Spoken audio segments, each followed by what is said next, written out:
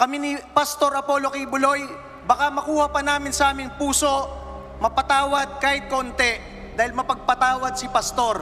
Pero ang hindi namin mapapatawad ay yung ginawa ng mga kongresista kay Vice President Sara Duterte noong huling linggo. Kaya ang aming panawagan mula sa Duterte Youth Party List, tandaan ninyo yung pagmumukha ng 240 na kongresista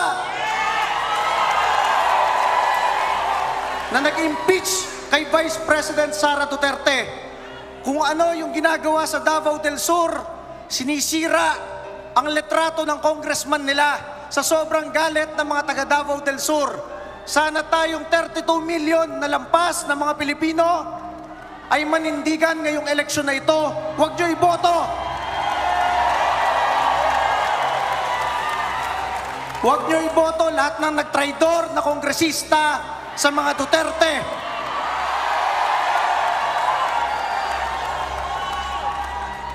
Ang Pangulong Duterte lamang at ang Vice President Sara Duterte ang nagpoprotekta sa ating lahat mula sa mga kriminal, dorogista at terorista.